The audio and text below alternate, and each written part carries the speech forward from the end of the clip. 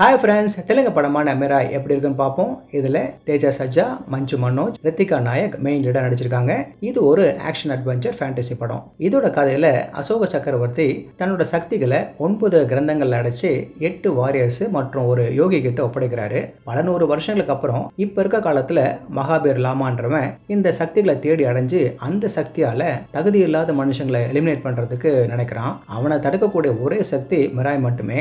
அந்த மிராயை கண்டுபிடிச்சு அதை மகாபீர் லாமாவுக்கு எதிராக யூஸ் பண்றதுக்காக வேதா தேர்ந்தெடுக்கப்படுறான். முதல்ல எங்கேயோ அனாதியா சுத்திட்டு இருந்த வேதாவை கண்டுபிடிச்சு அவனோட சக்தியை உணர வைக்கிறதுக்கு விபா போறா. முக்கியமா மிராய்னா என்ன, வேதா தன்னோட சக்தியை உணர்ந்து மகாபீர் லாமாவை தடுத்து நிறுத்த முடியுமான்னு சொல்ல வரதான் இந்த படத்தோட மீதி கதை.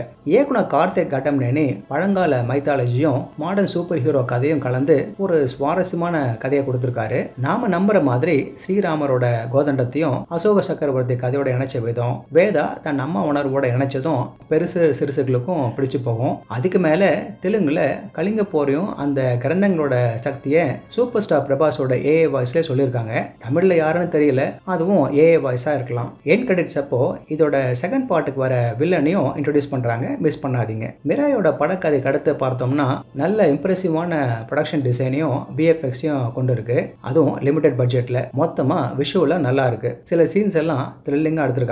எப்பெல்லாம் லேகா இருக்கோ அப்பெல்லாம் படத்தை நகர்த்துறது இதுதான். இதுல கருடன் சம்பாதி பறவை சீக்வன்ஸும் ட்ரெயின்ல நடக்கிற சண்டையும் குறிப்பிட்டு சொல்லலாம். தேஜாவும் வில்லனா வர மனோஜோட கிளைமேக்ஸ் ஃபைட்டும் நல்லா இருக்கு. மிரா இப்ப நடக்கிற மாதிரி கதை. இதுல இன்னமும் வாரியர்ஸ் இருக்காங்க. அடுத்து புறாவை இன்னமும் கம்யூனிகேஷனுக்கு பயன்படுத்துறாங்க. பிசிக்ஸ் சுத்தமா இல்ல, எல்லாம் பறந்து பறந்து அடிக்கிறாங்க.